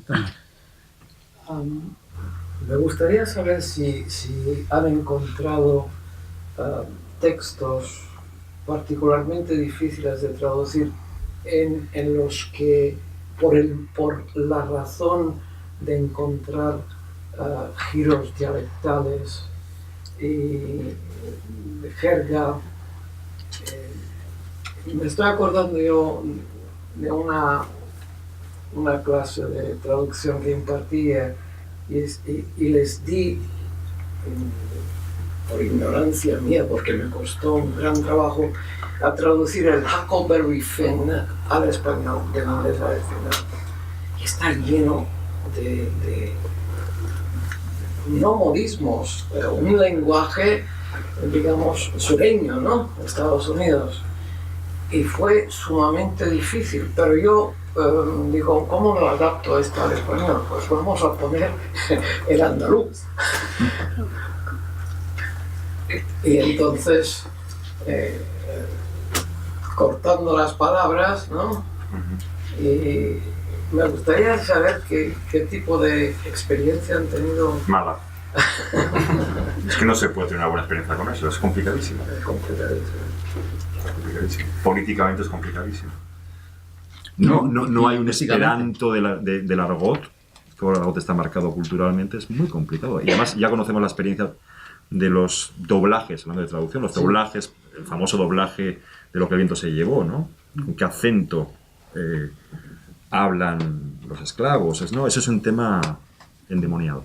Pero es una lástima, porque hay obras que a lo mejor pues, que no se traducen muy mal, pero en su original son grandes obras. ¿Pero es una lástima o es la vida misma de la lengua? Por así decirlo. Es una lástima para la persona de la otra lengua que quiera leer y que no... Ya vendrá tu traductor y le dará... Es que no, yo sinceramente hay que reconocer que hay problemas de difícil o imposible solución. Uno aporta un poquito, encuentra una solución. Esa es mi experiencia realmente. Yo he hablado con muchos traductores, pero lo malo es la experiencia con los editores porque pretenden, claro, por ejemplo, hay traducciones que se van a comercializar en todo el ámbito hispanohablante y justamente por el ejemplo del famoso Gilipollas, intenta unificar criterios, ¿no? Ya, pero esta es novela negra, aquí se insulta mucho y se dicen ciertas cosas. ¿Qué quieres? Que ponga, perdón, pendejo, pero es que pendejo tiene ¿cuántas connotaciones? Dependiendo de dónde estés, no digo solo, en México ya hay muchas, o sea, y yo no las conozco, además, no puedes pretender, quieres que invente esa jerga para que suene artificial es poco, ilegible. No hay buena... Lo ideal sería que cada lugar, cada país, cada registro, no hay solución para eso. Poquito a poco... No sé. Bueno, pero... La única solución concreta fue la que ha adoptado España desde los años 40, desde la Ley de Defensa del Español de Franco, para respetar las traducciones y los subtitulados. Ajá. Y el resultado es una industria del subtitulado y de la traducción muy rígida, muy apegado a un español no de España, sino castellano, porque España está compuesta por muchas modalidades, evidentemente, un español castellano, que impide la comercialización internacional, mientras que México desde el principio tuvo una visión más internacional, adoptó un español más neutro, ajá, prolongado ahora con las telenovelas, con los culebrones, donde incorporan voces de muchos lugares, pero recortando siempre los modismos y los localismos para poder obtener un producto comercial más exportable, ¿no? Y más rentable, al fin y al cabo. El problema tiene un alcance enorme, porque no son solo los modismos, no solo la jerga, es la sintaxis, es todo. Es muy difícil, realmente. Yo me acuerdo, perdón por la anécdota, pero me acuerdo cuando era chaval con mi hermano, veíamos tebeos. Muchos de ellos eran traducidos. Tebeos del oeste algunos. Y me acuerdo perfectamente, no me acuerdo ni del título, ni del autor, ni nada, pero me acuerdo de la primera frase de ese tebeo del oeste, que era un vaquero en un salón, como se decía antiguamente, ¿no? Venía otro y decía: no me gusta tu feo sombrero. No me gusta tu feo sombrero. Mi hermano y yo teníamos 8 años, 10 años. No éramos conscientes del mundo de la traducción. Nos pasamos un año diciendo: no me gusta tu feo sombrero. Salíamos a la calle con los chavales: no me gusta tu feo sombrero. Eso evidentemente era una traducción literal, ¿de acuerdo? ¿Cómo traduce uno un tebeo para niños ambientado en el oeste, tal vez escrito por un italiano, yo qué sé, para que suene natural un diálogo en el español de la época para unos chavales? Yo habría dicho: qué chungo tu sombrero, o algo así, no sé, se me pasa. Por poner un ejemplo un poco grotesco, pero o sea, llega a tal nivel la complicación de adaptar el registro, no solo los giros, que es que es enloquecedor. Entonces uno tiene que aprender a decir, a ser un poco humilde y decir, bueno, hago lo que puedo y hasta aquí hemos llegado. En fin, me he alargado un poquito, pero... Yo quiero poner un ejemplo. A mí me gustan esas tareas, esos retos, ¿no? Cuando hay que hacer algo, un calambur, un juego de palabras, porque es una zona de... que atrae la atención. Claro que hay que moverlo muy suave, ¿no? Por ejemplo, el soneto de Góngora Lope de Vega, donde se acorta la última sílaba. Hermano Lope, bórreme el soné de versos de Ariosto y García. Y la Biblia no tomes en la mano, pues nunca de la Biblia dices lee. Se traduce muy bien. Por ejemplo, también me borrarás la Dragonté y un libro que llaman de Arca, con todo el comediaje y epitá, y por ser mora quemarás a Анхе. Ангелику сожги, как маврита, и Драгантею с книжкой «Чё загла», Аркадий, брось за ними впла, комедии своей епита. Pero ha cortado la que no debe. Que no es sin alefa. Sí, entonces un poeta, muy buen poeta ruso, yo recuerdo que yo esto traducía en una casa de recreo de escritores en el Mar Negro, ¿no? En Crimea, ¿no?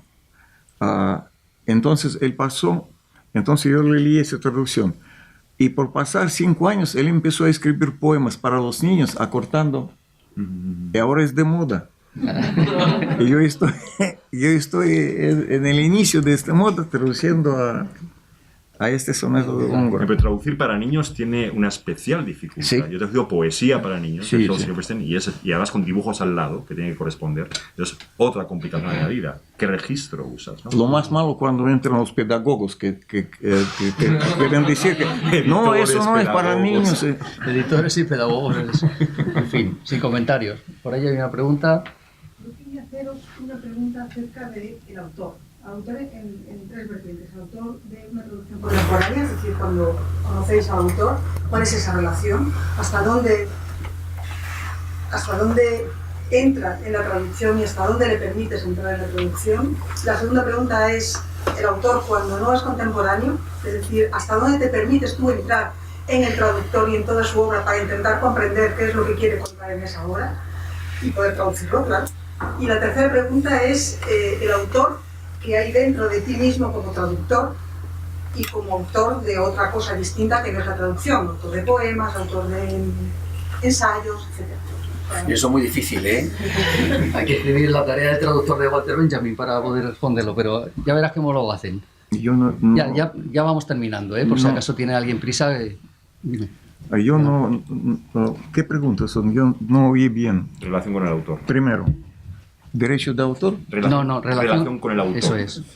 La relación del traductor con el autor. Si él está vivo. Sí, sí está vivo. Sí. Bien, tú haces todo lo posible para comunicar con él. Yo me comuniqué con muchísimos escritores. Las conversaciones más agradables fueron con José Jiménez Lozano, premio Cervantes. Gran escritor, gran escritor. Yo estuve en la ciudad de Alcazarén, donde hay una plaza de su nombre, un pequeño pueblecito, pero una plaza de... es enorme conocedor de las cosas antiguas, de España, de las culturas, de árabes, de judíos, de cristianos de aquel entonces. Entonces, con el Liceo Diego es fiesta en mi vida. Yo lo vi muchas veces, tanto en La Habana como en Moscú. Y él me explicó muchísimas cosas. Fue los años de inicio, de entrar, ¿no? Y Cuba es un brillante país. No vamos a pensar de política, ¿no? Pero como pueblo es uno de los más grandes pueblos de América. En cada centímetro viven filósofos, músicos, cantantes y grandes poetas. 2 años vivir en Cuba fue muy importante. Yo conocí a muchos poetas, incluso a Lezama Lima. lo que se refiere por ejemplo, es muy importante saber qué quiere decir poeta. Hay poetas muy herméticos. Por ejemplo, Octavio Paz tiene un poema que él escribió en Kandahar, en Afganistán, porque él fue el embajador en Indias, ¿no? Se casó con una joven francesa, Josie, parece que se llamaba. Entonces, él tiene un poema, él tiene el viento entero, algo por el estilo, donde tú comprendes todas las palabras, pero no entiendes de qué se trata. Entonces, es un caso único que yo encontré una carta que Octavio Paz escribe a su traductor al inglés. Entonces, se desarrolla todo el paisaje, porque resulta que él dice por qué él describe este río, que fue Nepal, Afganistán. Yo voy a mandarte esta cosa. Es muy interesante cuando un poeta, para un traductor, no estúpido, porque no se entiende de qué se trata, es surrealismo, ¿no? Moderno. El poeta describe muy pasaje por pasaje sobre qué él tiene que decir. Ahora pregunta, si tú sabes qué quiere decir, ¿tú tienes que simplificar en la traducción? No. Hay que saber, no para simplificar, dejar así como es. Y en comentario, a lo mejor yo voy a añadir en el comentario esta explicación de, no sé si contesto a su pregunta. Y la tercera pregunta. A lo mejor Daniel... Yo creo que la señora estaba preguntando más bien hasta qué punto hay tensiones en esa relación con el autor, es decir, hasta qué punto el autor puede ser un obstáculo para el traductor. No, yo estoy en una situación muy buena. Casi ningún escritor hispanohablante maneja el ruso. Gracias, señor. Muchísimas gracias. No hay tensión. Pero hay muy buenos poetas que estudiaban en Moscú, en la Universidad Patrice Lumumba. Había una universidad internacional y muchos... un poeta, por ejemplo, Torquemada, muy buen traductor. Él vive en Granada. Traduce a los poetas clásicos rusos. ¿Se llama Torquemada? Torquemada, sí, Torquemada. Y es muy buen traductor.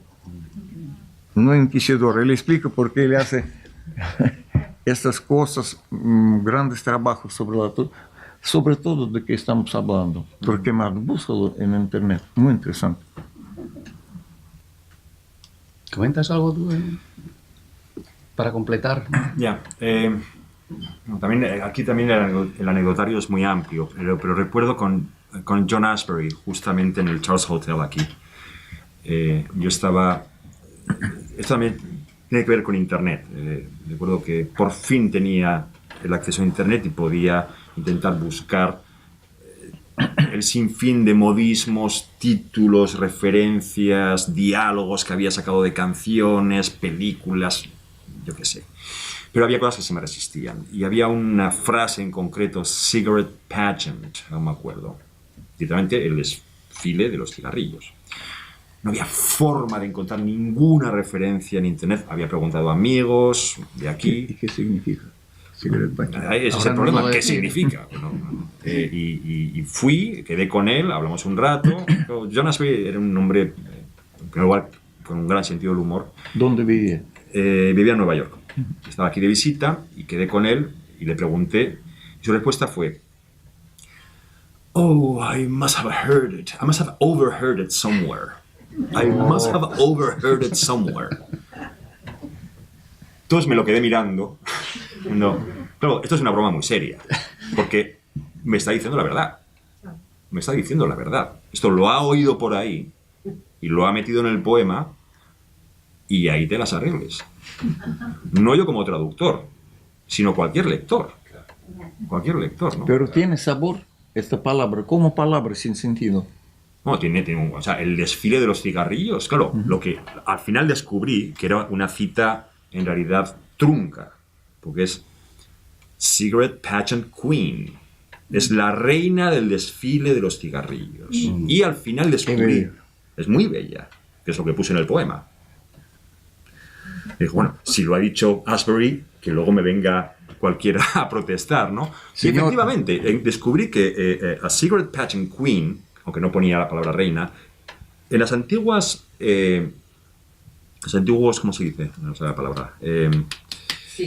Cajetillas. No cajetillas, donde ponía los estuches donde ponían cigarrillos. No era cigarrera, era para los cigarrillos. Petacas. Bueno. Pitillera, las pitilleras hace plata y tal. Había durante una época. Antigua esa palabra, ¿eh? Pitilleras, fíjate, empezó ya blank out. Bueno, había pitilleras en Estados Unidos en una época que abrías y en la parte interior de la tapa aparecía a pageant queen, a pin-up, una señorita posando, ¿de acuerdo? Y Cigarette Pageant Queen era esa imagen de una mujer posando para que el hombre que iba supuestamente a fumar abriera la pitillera y disfrutara de la imagen, ¿no? O sea, eso lo escribí al cabo del tiempo, cuando ya se había publicado la traducción. En cualquier caso, Ashbery, yo no sé todavía si sabía o no sabía qué significaba. Estoy convencido de que sí, pero no me lo quiso decir. No fue la única vez que le pregunté algo. Jamás me quiso ayudar. Y creo que además, acertadamente. Yo creo que quería decir, esta es tu traducción. Yo publiqué el poema, tú te ocupas de la traducción. Y esto es un tema de debate. Muchos traductores me han dicho, no, es tu traducción, olvídate del autor, ¿no? Se puede debatir. Ashbery tenía esa actitud, lo hacía con un gran sentido del humor, una gran elegancia, y podría poner más anécdotas. Otro día le pregunté una cosa parecida y me dijo, ¿te respondo con el cerebro izquierdo o con el derecho? O sea, como... En fin, entonces depende, la traducción, la relación del traductor con el autor depende, puede ser tensa, pero con humor, te puede ayudar, pero de forma indirecta. Yo creo que el autor que te indica muchas cosas te puede complicar mucho la vida también. Sí. Mucho. Claro. ¿No? Puedes imponiendo de alguna forma también su traducción. Conozco casos, ¿no? Por algo recuerdo que en Boston vive uno de los mejores poetas, ya tiene más de 90 años, Richard Wilbur. Los jóvenes deben visitarlo, llamarlo, ¿no? A los poetas es muy importante. Que tienen edad, ¿no? Que les pregunten algo.